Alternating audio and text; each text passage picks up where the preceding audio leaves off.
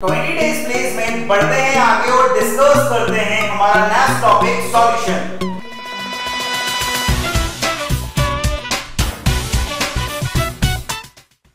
Solution की अगर बात करें यार तो सॉल्यूशन हमारा एक बड़ा चैप्टर होता है और काफी ज्यादा जो मार्क्स होते हैं वहां से हम स्कोर कर सकते हैं। सॉल्यूशन की अगर डिलीटेड पोर्शन की बात करें तो हमारा जो क्वांटम फैक्टर वाला पार्ट है वो हमारा सीबीएसई बोर्ड एग्जामिनेशन ने डिलीट कर दिया है। वो हमारे बोर्ड एग्जामिनेशन 2021 का पार्ट नहीं है, वहां से हमें कोई क्वेश्चन नहीं आने वाला है। अब बात करते हैं दूसरा, आपके काम की बात यह है कि इस बार आपको स्क्रीनशॉट लेने की बिल्कुल जरूरत नहीं है। आपको जो भी पढ़ाया जाएगा उसके नोट्स आपको पीडीएफ फॉर्म में अवेलेबल कराए जाएंगे। आपको बस इतना सा करना है कि आपको लिंक पर क्लिक करना है और पीडीएफ आप डाउनलोड कर सकते हैं। दूसरा इंपॉर्टेंट पॉइंट कि यहां पर हम कुछ इंपॉर्टेंट टॉपिक ही डिस्कस करेंगे और आपको अगर इस टॉपिक का डिटेल चाहिए तो लिंक आपको डिस्क्रिप्शन में मिल जाएगी। आप लिंक पर क्लिक करें, आप वहां से कई सारे questions, variety of question practice कर सकते हैं और इस टॉपिक को डिटेल में जान सकते हैं।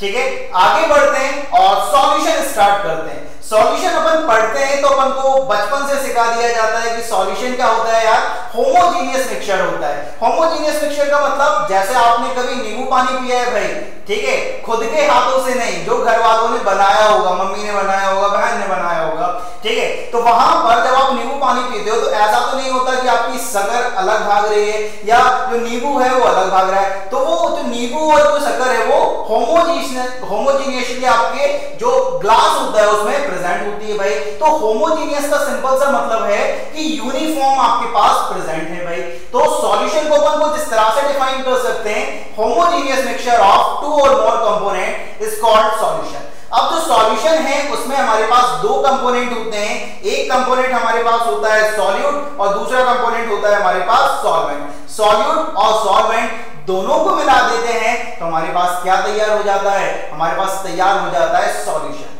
अब बात आती है कि सॉल्यूट क्या होता है या सॉल्वेंट क्या होता है।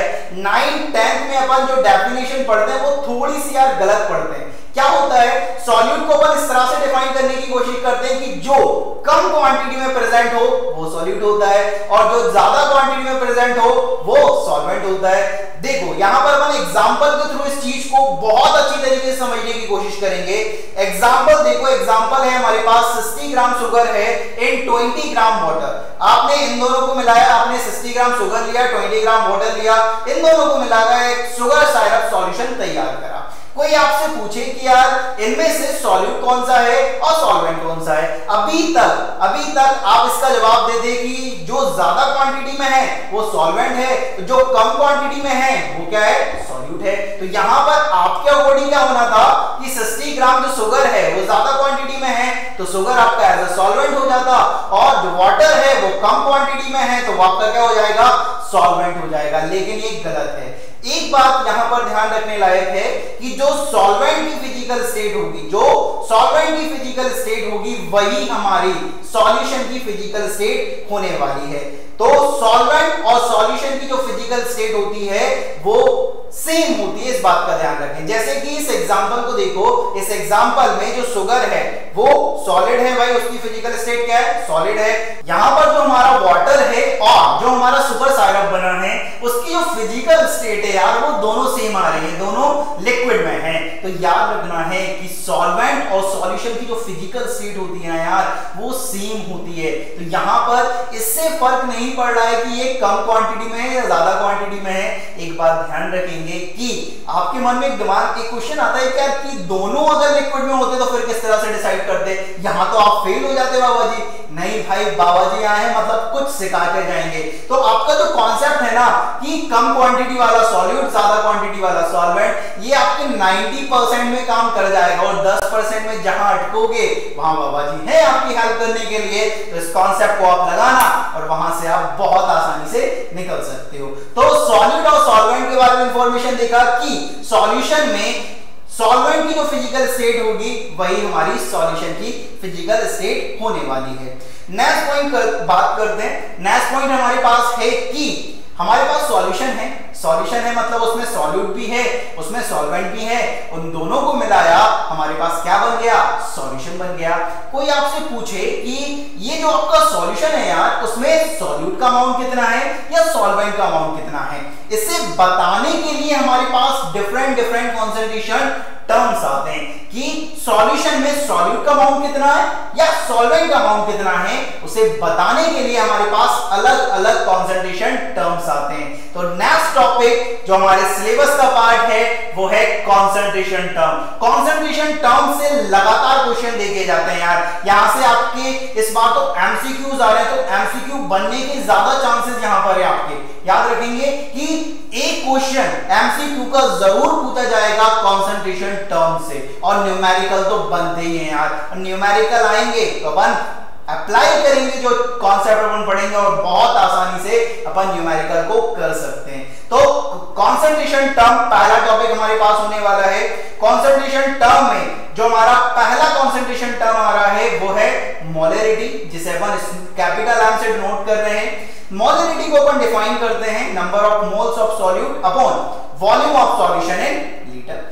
एक बात देखो यहां पर कि number of moles of solute upon volume of solution in litre, तो यहां पर हमारा एक वॉल्यूम फैक्टर यूज हो रहा है, और वॉल्यूम फैक्टर है तो वो कहीं ना कहीं टेम्परेचर पे क्या होने वाला है भाई, डिपेंडेंट होने वाला है। आप जानते हो, आप जैसे ही टेम्परेचर को बढ़ाओगे, आप क्या करोगे, टेम्परेचर को बढ़ाओगे भाई, ठीक है। टेम्परेचर बढ़ाने से क्या होता है, वॉल्यूम बढ़ता है। जैसे आप जानते हो ना, लिक्विड है, लिक्विड का टेम्परेचर बढ़ाओगे तो वो किस में कन्वर्ट होगा, गैस में, तो उसका वॉल्यूम क्या हुआ, बढ़ गया, और वॉल्यूम बढ़ गया। तो यहां से आप देख रहे हो कि जैसे ही आपका वॉल्यूम फैक्टर बढ़ेगा, जैसे ही आपका वॉल्यूम फैक्टर बढ़ेगा, वैसे ही आपकी मोलरिटी क्या हो जाएगी, कम हो जाएगी, क्योंकि ये एक दूसरे के क्या चल रहे हैं, इनवर्सली प्रोपोर्शनल चल रहे हैं। तो हमारे पास जो नेक्स्ट पॉइंट आता है मोलरिटी में, वो आता है कि ये टेम्परेचर डिपेंडेंट होता है यार, टेम्परेचर डिपेंडेंट होता है कि जैसे ही आप टेम्परेचर को चेंज करोगे इसकी वैल्यू अलग अलग हो जाएगी। 60 डिग्री सेल्सियस पर अलग वैल्यू होगी मोलरिटी की, 30 डिग्री सेल्सियस पर अलग वैल्यू आने वाली है। तो टेम्परेचर इंडिपेंडेंट है। कोई आपसे पूछे इसकी यूनिट क्या होगी, तो मोलरिटी क्या होता है, number of moles upon volume, मतलब moles upon volume, moles upon litre, तो इसकी यूनिट हो जाएगी मोल पर लीटर।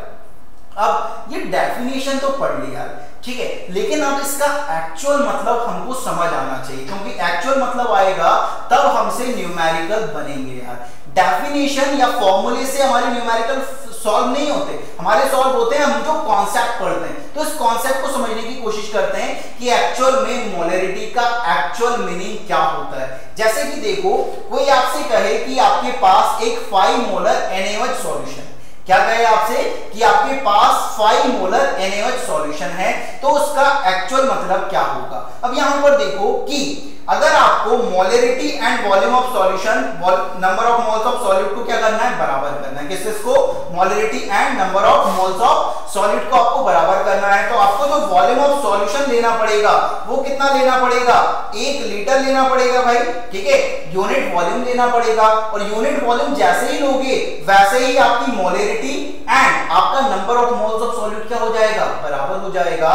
तो 5 मोलर NaOH सॉल्यूशन का जो मतलब है वो ये है कि 5 मोल NaOH के प्रेजेंट हैं कितने लीटर ऑफ सॉल्यूशन में, 1 लीटर ऑफ सॉल्यूशन में, क्योंकि यूनिट वॉल्यूम ले लिया आपने, तो number of moles of solute किसके बराबर हो गए, मोलरिटी के, और मोलरिटी कितनी है, 5 मोलर, तो number of moles of solute भी कितने हो जाएंगे, 5। तो हमको यहां से पता चला कि वॉल्यूम ऑफ सॉल्यूशन तो 1 लीटर है, उसमें 5 मोल NaOH के प्रेजेंट हैं, तो 5 moles of NaOH present in 1 litre of solution, कि 1 लीटर सॉल्यूशन में 5 मोल NaOH के प्रेजेंट हैं, ये एक्चुअल मीनिंग है। 5 मोल प्रेजेंट हैं, और मोल से वेट निकालना तो बड़ा आसान है। किस तरह से कि मोल्स इक्वल टू क्या होता है, weight upon molecular weight. Weight निकालना है तो क्या करना पड़ेगा, नंबर ऑफ मोल्स और मॉलिक्यूलर वेट को क्या कर दो, मल्टीप्लाई कर दो। नंबर ऑफ मोल्स कितने हैं हमारे पास, 5, मॉलिक्यूलर वेट ऑफ NaOH, ठीक है।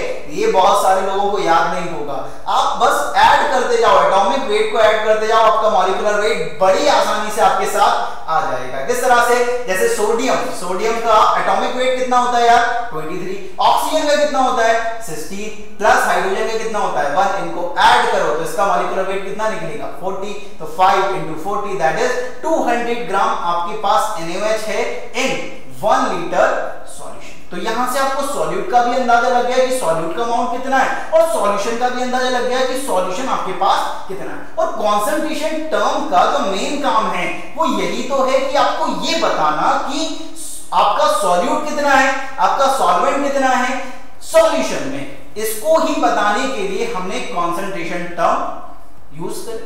तो हमारे पास पहला कंसंट्रेशन टर्म मोलरिटी, इसमें आपको क्या क्या याद रखना है, इसमें आपको इसका फॉर्मूला याद होना चाहिए। दूसरा पॉइंट कि यहां पर वॉल्यूम फैक्टर आ रहा तो ये टेंपरेचर के डिपेंडेंट होगा।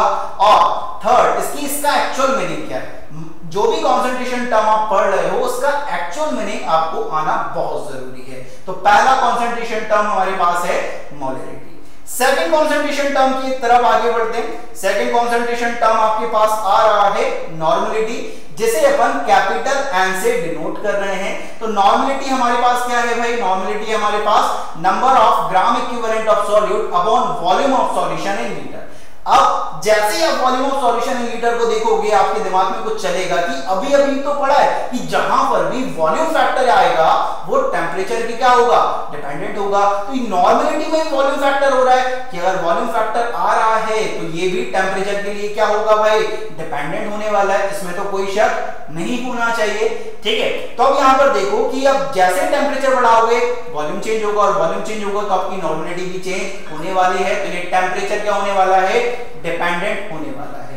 नॉर्मलिटी में एक खास बात और है कि नॉर्मलिटी और मोलरिटी में आप एक रिलेशन निकाल सकते हो कि नॉर्मलिटी इक्वल टू क्या होता है, मोलरिटी इनटू बैलेंस फैक्टर। इसका अगर आपको डिटेल चाहिए कि ये जो एक्सप्रेशन है हमारे पास normality equal to molarity into balance factor वो कहां से आया है, आपको डिस्क्रिप्शन में लिंक गिवन होगी, अब वहां पर जाएं, इसका पूरा डिटेल आपको मिलने वाला है। यहां पर अपन सिर्फ मेन जो टॉपिक्स हैं जो हमारे एग्जाम के लिए बहुत इंपॉर्टेंट रखते हैं उनको अपन कवर करने की कोशिश कर रहे हैं।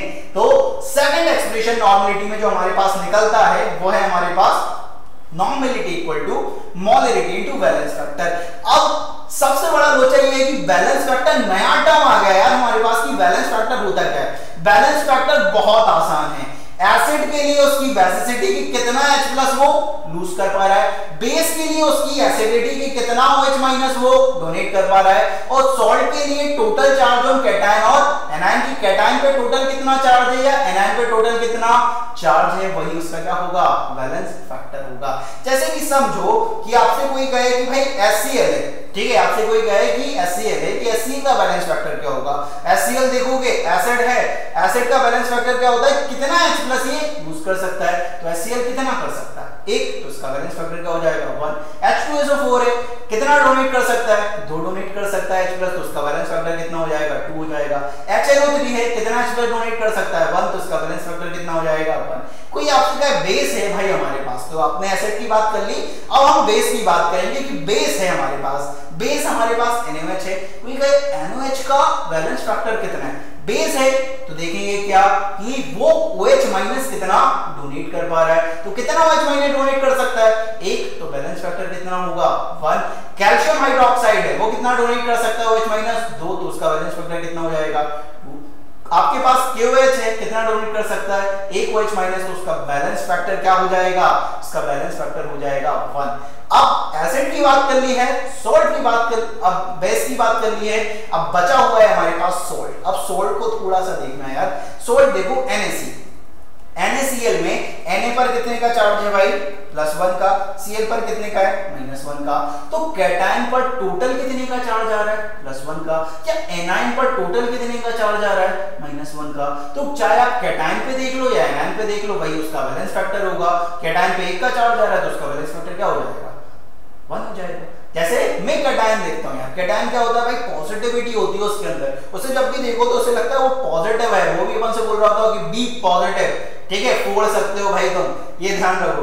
तो जब भी कैटायन को देखो तो वो वहां से अपनी जो पॉजिटिविटी है ना उसकी वो अपने अंदर ले लो, ठीक है। तो जैसे कैटायन को देखोगे पॉजिटिव साइन आएगा और तुम्हारे अंदर भी क्या आएगी, पॉजिटिविटी आएगी कि इस बार तो भाई 95% पार अपन बिल्कुल लेकर आएंगे, ठीक है। तो कैटायन पे चार्ज देगा +1 का, तो बैलेंस फैक्टर कितना 1। दूसरा जैसे कैल्शियम सल्फेट है, अब कैल्शियम सल्फेट पर -2 का चार्ज है और कैल्शियम पर +2 का चार्ज है। तो यहां पर आप देख रहे हो कैटायन पर कितने का चार्ज है, +2 का, या एनायन पर कितने का चार्ज है, -2 का। तो वैलेंस फैक्टर कितना हुआ यहां पर 2, क्योंकि टोटल चार्ज ऑन कैटायन या एनायन हमें देखना है। कैटायन और एनायन पे कितने का चार्ज आ रहा है, 2 का आ रहा है। तो भाई इसका बैलेंस फैक्टर क्या हो जाएगा, 2 हो जाएगा। तो जब भी हमें नॉर्मेलिटी निकालना हो, ये जो पहला वाला फॉर्मूला है ग्राम इक्विवेलेंट वाला, वो अपन ज्यादातर यूज नहीं करेंगे। अपन मोलरिटी निकालेंगे और मोलरिटी को बैलेंस फैक्टर से मल्टीप्लाई करेंगे, हमारे पास नॉर्मेलिटी बहुत आसानी से निकल सकती है, क्योंकि बैलेंस फैक्टर निकालना बड़ा आसान है भाई। एसिड के लिए बेसिसिटी, बेस के लिए एसिडिटी और सोल्ट के लिए टोटल चार्ज ऑन कैटायन या एनायन देख लो और आपके पास बैलेंस फैक्टर बहुत आसानी से आ जाएगा। तो दूसरा कॉन्सेंट्रेशन टर्म नॉर्मेलिटी यहां पर आकर खत्म होता है। नॉर्मेलिटी में हमें बस एक रिलेशन याद रखना है, नॉर्मेलिटी इक्वल टू क्या होगा, मोलरिटी इनटू बैलेंस फैक्टर, ये हमें याद रखना है। थर्ड कॉन्सेंट्रेशन टर्म की तरफ आगे बढ़ते हैं। थर्ड कॉन्सेंट्रेशन टर्म देखो, थर्ड कॉन्सेंट्रेशन टर्म आपके पास है क्या, मोलरिटी। मोलरिटी बड़े काम का है भाई, ठीक है। मोलरिटी क्या है भाई, बड़े काम का कॉन्सेंट्रेशन टर्म है, जिसे आप स्मॉल एम से नोट कर रहे हो। मोलरिटी होता है number of moles of solute upon weight of solvent in KG. यहां पर एक इंपॉर्टेंट पॉइंट आपको मार्क करना है कि आपका जो वेट ऑफ सॉल्वेंट है केजी में, ज्यादातर जो कॉन्सेंट्रेशन टर्म आप पढ़ते हो ना, वहां पर वॉल्यूम फैक्टर यूज होता है, और यहां पर क्या हो रहा है, वेट फैक्टर यूज हो रहा है। तो यहां पर टेम्परेचर डिपेंडेंट नहीं होने वाला, इस बात का ध्यान रखेंगे। ये जो है वो टेम्परेचर डिपेंडेंट नहीं है, टेम्परेचर चेंज करने पर मोलरिटी चेंज नहीं होगी। तो इस तरह का एमसीक्यू आपसे पूछ सकता है कि which of the following concentration term is independent of temperature. ज्यादातर चांसेस हैं कि आपका एक ऑप्शन मोलरिटी मिले, और जैसे मोलरिटी मिले आप टिक करोगे और आगे बढ़ जाओगे, ठीक है। तो मोलरिटी होता है number of moles of solute upon weight of solvent in KG. अब डेफिनेशन पढ़ लिए, अब इसका एक्चुअल मीनिंग सीखते हैं कि इसका एक्चुअल मीनिंग क्या होता है। तो जैसे कोई आपसे कहे कि हमारे पास तो 5 मोलर H2SO4 सॉल्यूशन है, क्या है, 5 मोलर H2SO4 सॉल्यूशन है। 5 मोलर H2SO4 सॉल्यूशन का मतलब क्या हुआ है, यहां पर हमको समझना पड़ेगा। जैसे कि अगर मुझे मोलरिटी और number of moles of solute को बराबर करना है, तो वेट ऑफ सॉल्वेंट को क्या पुट करना पड़ेगा, यूनिटी। तो वेट ऑफ सॉल्वेंट अगर मैं 1 kg ले लेता हूं, तो जो number of moles of solute है वो मोलरिटी के बराबर हो जाएगा, और मोलरिटी कितनी है, 5। तो 5 moles of solute present in 1 kg of solvent. तो यहां पर आप देख रहे हो कि आपको सॉल्यूट का नंबर ऑफ मोल्स पता चल गया कि 5 मोल आपके पास H2SO4 है, कितने में भाई, 1 लीटर सॉल्वेंट। तो कॉन्सेंट्रेशन टर्म का जो एक्चुअल मीनिंग है वो यही तो समझाना है कि सॉल्यूशन में सॉल्यूट का अमाउंट कितना है या सॉल्वेंट का अमाउंट कितना है। तो यहां से हमें एक्चुअल में पता चल रहा है ना कि 5 मोलर का एक्चुअल मीनिंग क्या है। जिस दिन आपको ये इनका एक्चुअल मीनिंग समझ आ गया ना, तो इनके फॉर्मूले को रटना छोड़ दोगे भाई, कि हमको एक्चुअल मीनिंग समझ आना चाहिए कि एक्चुअल मीनिंग है क्या भाई, ठीक है। फोर्थ और सबसे इंपॉर्टेंट कॉन्सेंट्रेशन टर्म हमारे पास आता है मोल फ्रैक्शन, जिसे आप कैपिटल एक्स से नोट करते हो। मोल फ्रैक्शन होता है moles of component upon total moles. किस तरह से समझ सकते हैं, जैसे कि देखो हमारे पास 2 कंपोनेंट अपन ने बना के रखे हुए हैं, एक कंपोनेंट है ए, एक कंपोनेंट है बी। कंपोनेंट का मतलब क्या है, अलग अलग। सपोज एक लिक्विड ए है और एक लिक्विड बी है, प्योर है। प्योर है मतलब कोई मिलावट नहीं है भाई, बिल्कुल शुद्ध, 100% प्योर, ठीक है। तो अब यहाँ पर हमारे पास प्योर ए है, प्योर बी है। प्योर ए है का मतलब क्या है कि ए के अलावा उसमें कुछ और नहीं है। प्योर बी का मतलब क्या है, बी के अलावा और कुछ उसमें नहीं है। तो यहाँ पर देखो, अगर प्योर ए है तो सिर्फ उसमें सिर्फ ए के ही मोल्स होंगे, एन।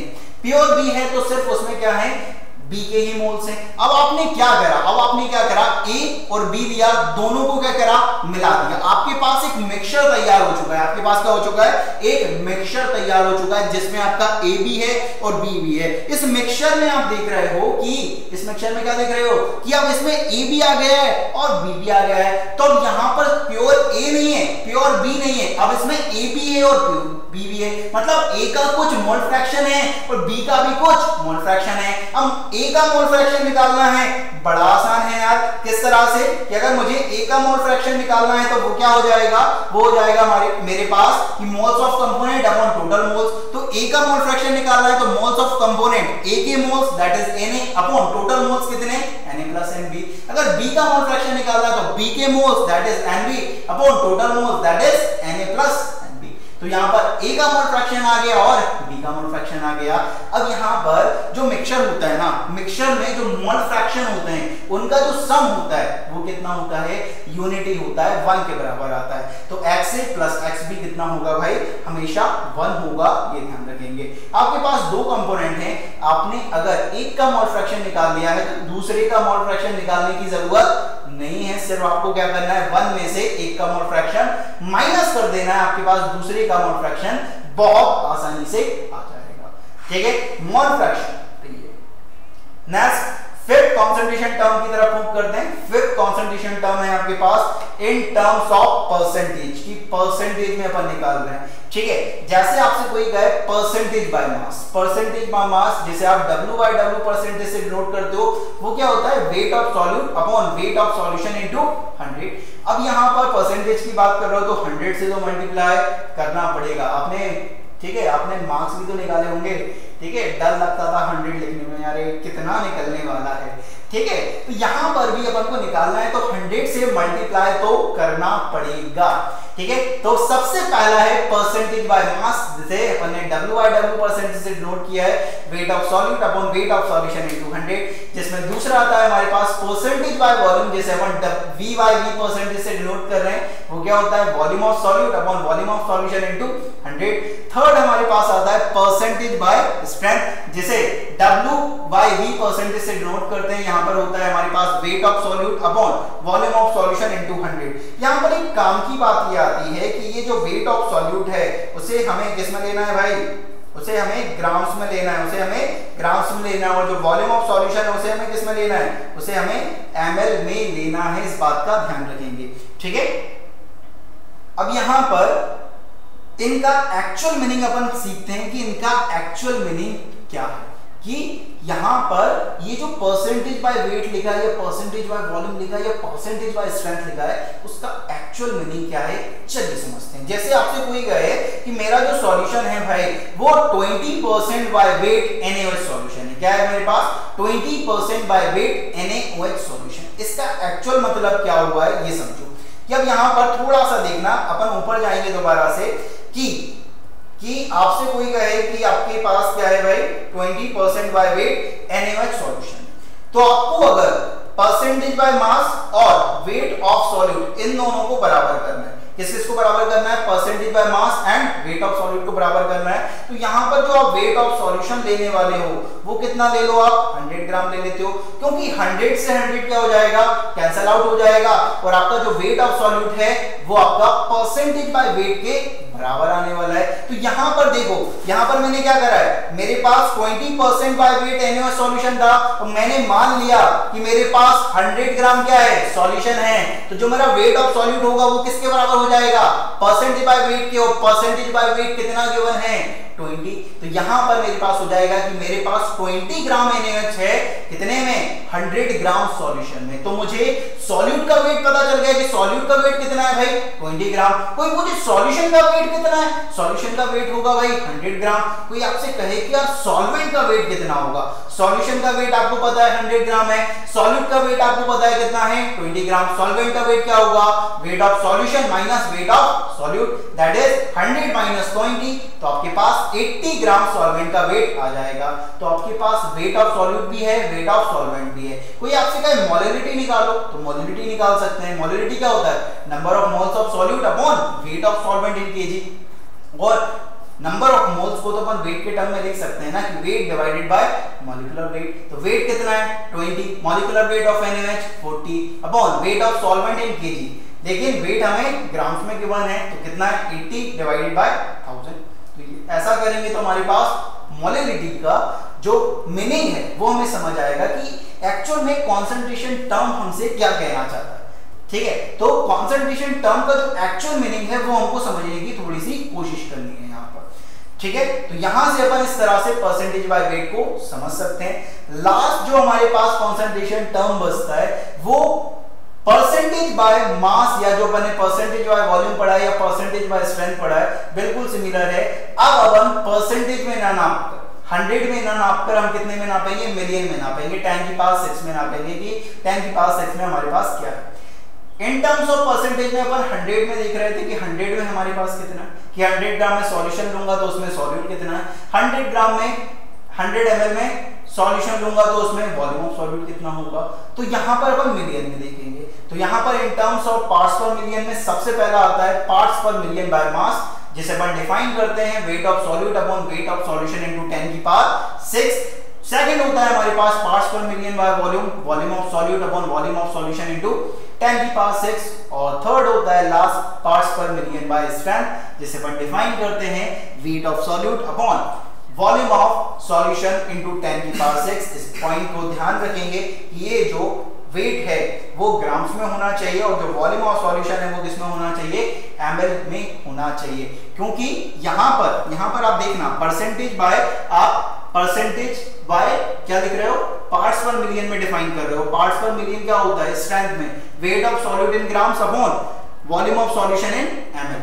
ठीक है, यहां पर ये ध्यान रखेंगे ग्राम पर ml में आपको लेना।